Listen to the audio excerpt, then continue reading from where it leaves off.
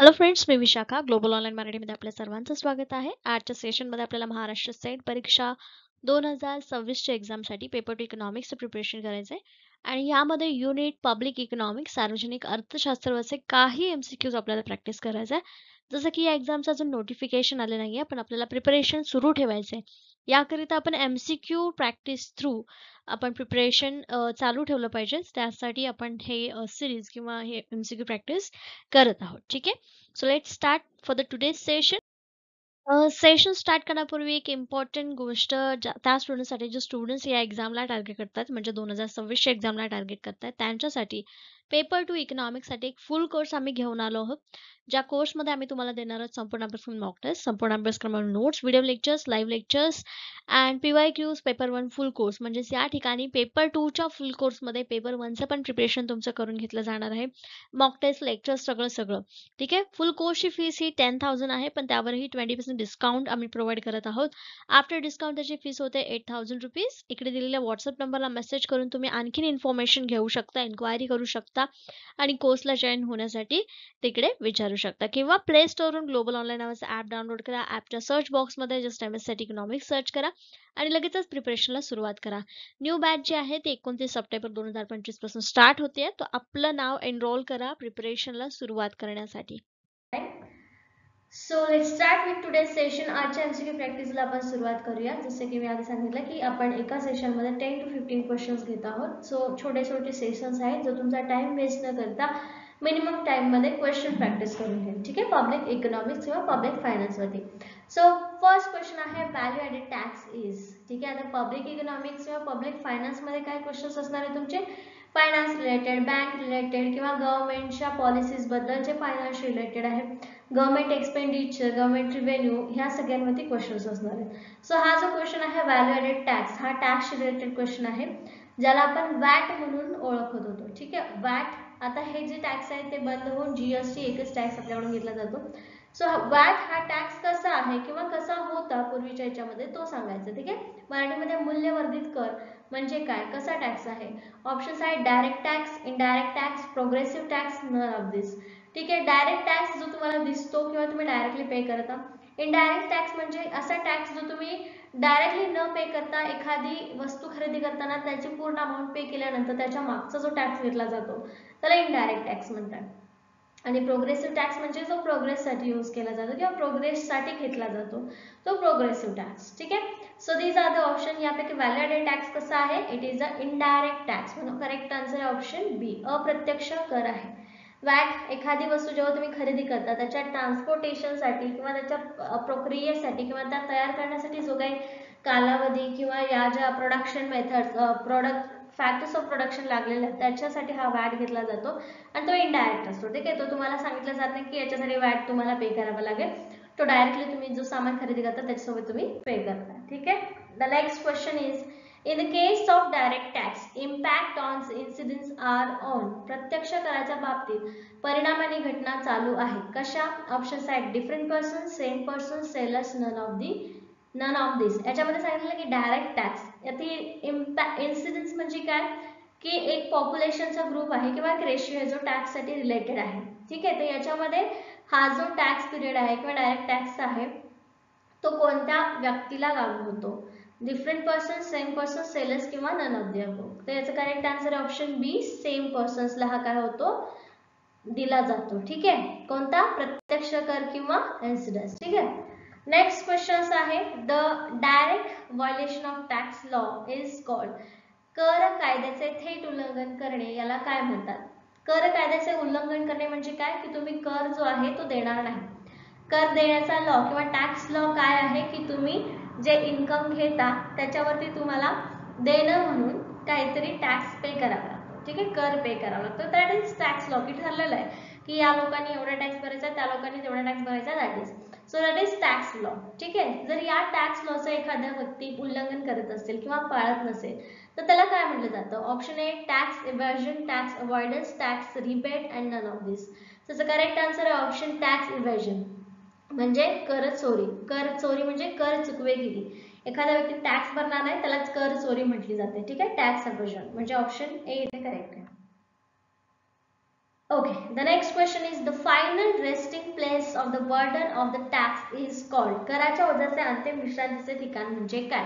तर याच्यामध्ये बघा काय म्हटलं जातं की टॅक्स जो आहे, पहिले व्यक्ती शेतामध्ये शेतमाल जो पिकवतो त्याच्यामध्ये टॅक्स न देता ती व्यक्ती दलालाला देते, मग ते बाजारात येतं, मग बाजारातून आल्यावर तो घाऊक विक्रेते असतात त्यांच्याकडून तो माल घेतला जातो, नंतर रिटेलर्सकडे जातो, रिटेलर्सकडून मग सेलर बायर्सकडे जातो आणि बायर्सकडून मग तो छोटे बायर्स किंवा स्वतःकडे ठेवला जातो.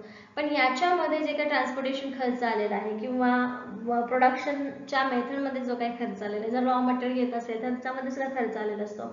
सो याच्यामध्ये टॅक्स जे आहे तो काय होत असतो, ट्रान्सफर होत असतो. सो याच्यामध्ये असं विचारलं की रेस्टिंग प्लेस कोणती आहे टॅक्स बर्डनची, किंवा जो टॅक्स फायनली एका व्यक्तीला भरावा लागतो किंवा जिथे हा टॅक्स थांबतो तो ठिकाण कोणतं आहे, विश्रांतीचं ठिकाण कोणतं आहे. ऑप्शन आहे tax avoidance, tax evasion, impact and incidence. आणि याचं करेक्ट आन्सर आहे ऑप्शन डी, इन्सिडेंस. इन्सिडेंस म्हणजे काय सांगितलं की रेशो, की प्रत्येक व्यक्तीला किती टॅक्स भरला पाहिजे हा रेशो इन्सिडेंस मध्ये येतो आणि त्याला एक टॅक्सचं बर्डन जे आहे ते त्याच व्यक्तीवरती येतं आणि त्याला तो भरावाच लागतो. ठीक आहे. The next question is incidence of tax refers to. करांच्या घटनाचे संदर्भ कशाचे आहेत? Option A initial resting place for the burden of tax, final resting place of the burden of tax, both A and B, none of this. त्याचं correct answer काय येणार आहे? मागचा जो क्वेश्चन आपण प्रिपेअर केलेला त्याच्यावर लक्ष देईल तुमचा की final resting place of burden of tax is a last place of burden for the tax incidence म्हणजे. ठीक आहे. लास्ट क्वेश्चन जो केला चौथा क्वेश्चन त्याच्यावरती हा क्वेश्चन डिपेंड आहे, म्हणजे तुम्हाला याचा आन्सर माहिती आहे. ठीक आहे. मोस्टली आता क्वेश्चन पेपर मध्ये पण असे क्वेश्चन्स काही येतात जे मागच्या क्वेश्चन वरती बेस असतात. बस एक गोष्ट तुम्हाला रिमेंबर म्हणजे लक्षात ठेवायची असते की हा जो कर आहे, ठीक आहे, सॉरी कर नाही, हे जे क्वेश्चन्स आहेत, जो क्वेश्चन तुम्ही प्रिपेअर करताय तो क्वेश्चन पुढे किती वेळेस रिपीट होऊ शकतो ते तुम्हाला माहित नाही. पेपर व्यवस्थित जेव्हा तुम्ही लिहायला लागाल तेव्हा लक्षात येईल तुमच्या की हा क्वेश्चन पुढे पण आलेला आहे, हाच क्वेश्चन मागे पण आलेला आहे.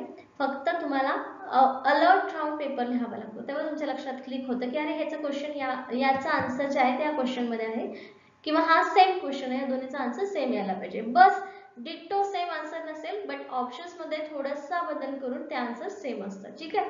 So be alert in a paper while you are writing. So next question is which of the following taxes is the most likely to be regressive. खालीलपैकी कोणता कर प्रतिगामी असण्याची सर्वाधिक शक्यता आहे?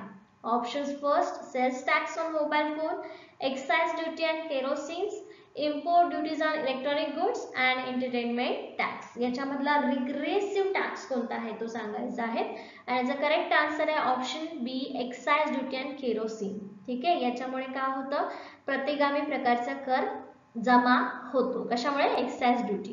कशावरची एक्साइज ड्युटी? केरोसिन वरची. केरोसिन म्हणजे काय?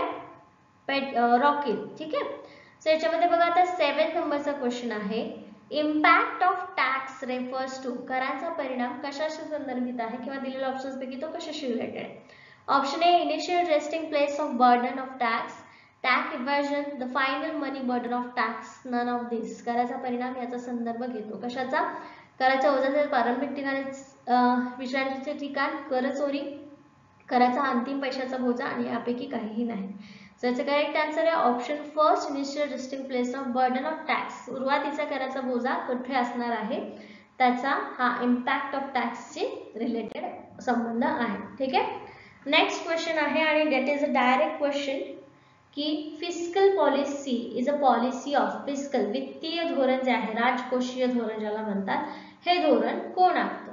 Option A RBI, B NABARD, C government, D all of this. तर याचं करेक्ट आन्सर काय असणार आहे? Option B, C government. आता बघा fiscal policy and monetary policy अशा दोन प्रकारच्या पॉलिसीज गव्हर्नमेंट फॉर्म करत असतं. कशासाठी? मनी कंट्रोल करण्यासाठी मार्केटमध्ये. सो याच्यामध्ये फिस्कल पॉलिसीज ज्या आहेत ते गव्हर्नमेंट राबवत असते आणि मॉनिटरी पॉलिसीज कोण राबवत असते? मग आरबीआय राबवत असते. मॉनिटरी पॉलिसीमध्ये कुठल्या गोष्टी येतात? बँक रेट, CLR, CRR या गोष्टी काय येतात? मनी मार्केटमध्ये किंवा मॉनिटरी पॉलिसीमध्ये येतात. ठीक आहे. जे आरबीआय राबवते. आरबीआय सीए रेंज किंवा रेशोज ठरवत असते ना. So RBI is a one of the bank who decides the monetary policy और हु वर्क्स इन मॉनिटरी पॉलिसी. ठीक आहे. देन फिस्कल पॉलिसी, राजकोषीय धोरण कोण ठरवतं? राजकोषीय धोरण हे गव्हर्नमेंट ठरवतं. गव्हर्नमेंट कशा पद्धतीने ठरवतं की एक्सपेन्स वाढवायचा, रेव्हेन्यू कमी करायचा किंवा रेव्हेन्यू कमी झाला तर कुठल्या गोष्टीवरती जास्त खर्च करायचा, कुठल्या गोष्टीवर खर्च करायचा नाही, हे कोण ठरवतं? गव्हर्नमेंट ठरवतं. सो ही जी फिस्कल पॉलिसी आहे ज्या थ्रू मनी कंट्रोल केला जातो ते गव्हर्नमेंट ठरवतं. ठीक आहे. Next question, the following is an example of direct taxes. Direct टॅक्सेसचं खालीलपैकी कोणतं उदाहरण आहे? Option for sales tax, income tax, excise duty, store tax. खालीलपैकी थेट करायचं उदाहरण कोणतं आहे? विक्री कर, आयकर, उत्पादन शुल्क आणि toll tax. Correct answer option B, आयकर, income tax.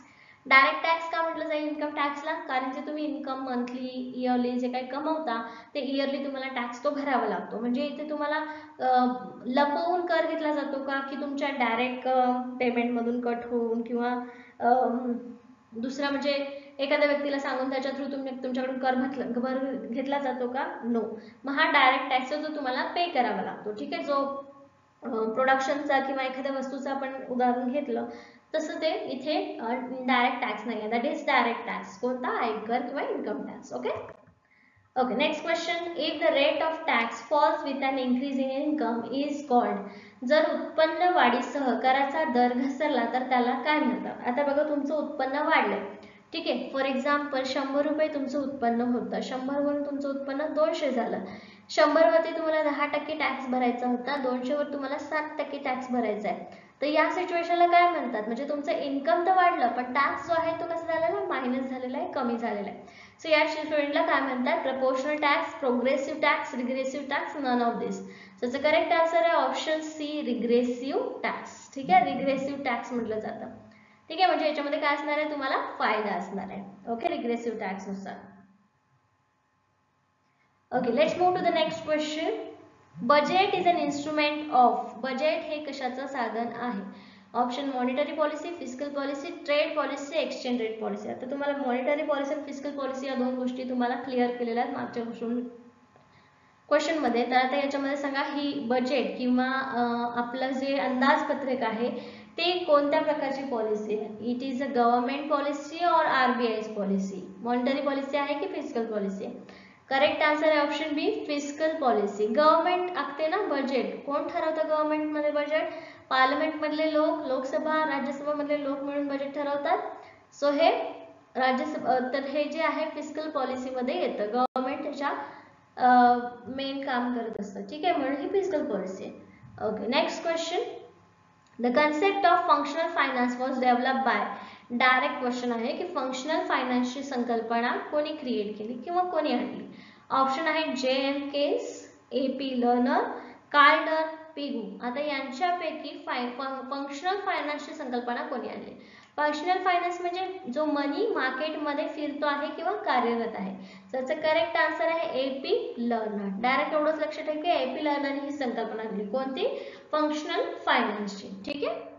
The next question is in public finance shifting refers to. Shifting सार्वजनिक वित्त शिफ्टिंगचा संदर्भ कशाशी आहे? ऑप्शन आहे imposing tax, avoiding of tax, shifting of tax burden from one person to another, none of this. आणि याच्यावर correct answer तुम्हाला लगेच मिळेल की ऑप्शन सी आहे. काय आहे की public finance shifting. Public finance ठीक आहे. सार्वजनिक वित्ताचं शिफ्टिंग होतं म्हणजे काय होतं की जो टॅक्स आहे तो एका व्यक्तीकडून दुसऱ्या व्यक्तीकडे पास केला जातो. जसं की आपण एक बिस्किटचा पुडा घेऊया. हा एक बिस्किटचा पुडा आहे. याला तयार करण्यासाठी लागलेत 5 रुपये आणि याच्यावरती टॅक्स लावलाय. ट्रॅव्हलिंगचा खर्च आला, पॅकेजिंगचा खर्च आला आणि टॅक्स लावून हा बिस्किट पुडा झालाय 7 रुपयाला. 7 रुपयांनी हा फॅक्टरीने माल विकलेला आहे एका ठोक विक्रेत्याला. ज्याला हा 7 रुपयाचा बिस्किट पुडा त्यांनी 7 रुपयाचा बिस्किट पुडा त्यांनी 8 रुपयाला दिलेला आहे पर पुडा मागे. या विक्रेत्याने हा 8 रुपयाचा पुडा जो आहे तो पुढे जाऊन 12 रुपयाला विकलेला आहे. 12 रुपयाला विकला म्हणजे काय केलेलं आहे? उरलेले एक्स्ट्रा 4 रुपये आहेत त्याच्यामध्ये त्यांनी टॅक्स पण कटला आणि 2 रुपये त्याचा फायदा असं काढून घेतलेलं आहे. ठीक आहे. म्हणजे काय केलेलं आहे त्यांनी? याचा जो कर आहे त्यांनी पुढच्या व्यक्तीवरती लादलेला आहे किंवा शिफ्ट केलेला आहे. तो अशा प्रकारे कराचा भार एका व्यक्तीवरून दुसरीकडे हलवला जातो. ठीक आहे. किंवा शिफ्ट केला जातो. तर याला फायनान्स शिफ्टिंग असं म्हणतात. पब्लिक फायनान्स शिफ्टिंग म्हटलं जातं. Okay. Okay, the next question is the modern state is. आधुनिक राज्य किंवा आधुनिक स्थिती म्हणजे काय? Option A laissez faire state, welfare state, aristocratic state and police state. आणि याचं करेक्ट आन्सर आहे ऑप्शन बी वेलफेअर स्टेट. आपल्या पूर्ण इकॉनॉमीमध्ये वेलफेअर स्टेटची संकल्पना आपण आणतो आहोत, म्हणजे वेलफेअर कल्याणकारी राज्य या संकल्पनेवर जास्त भर देऊन आपण काम करतोय आणि त्यामुळे करेक्ट आन्सर आहे modern state is a welfare state. Okay okay. The next question is next question and today's last question. According to the Musgrave, the major functions of public finance are. मुसग्रेवच्या मते सार्वजनिक वित्ताची प्रमुख कार्य काय आहेत? Option A allocation function, distributive function, stabilization function, all of the above. तर याचे करेक्ट आन्सर आहे option D all of the above. काय काय आहे मुसग्रेवच्या मध्ये मेजर फंक्शन्स? अलोकेशन फंक्शन वाटप कार्य, कारण याच्यामध्ये संपूर्ण सामग्रीचं किंवा फायनान्स मध्ये सगळ्या गोष्टीचं वाटप होतं. डिस्ट्रीब्युशन होतं आणि स्टॅबिलायझेशन स्थितीकरण पण होतं. म्हणजे फिस्कल पॉलिसी, मॉनिटरी पॉलिसी काय आहे? स्टॅबिलायझेशनचे टूल्स आहेत हे, ठीक आहे, जे गव्हर्नमेंट आणि आरबीआय दोन्ही मिळून राबवते. ठीक आहे. सो अशा प्रकारे हे तिन्ही वरती काम करतात. ठीक आहे. तिन्ही मेजर फंक्शन्स आहेत पब्लिक फायनान्सचे. Okay. So that's is the question for today's session. That's it. Any doubt? If you have any doubt, you can message me directly or you can message in a group as well.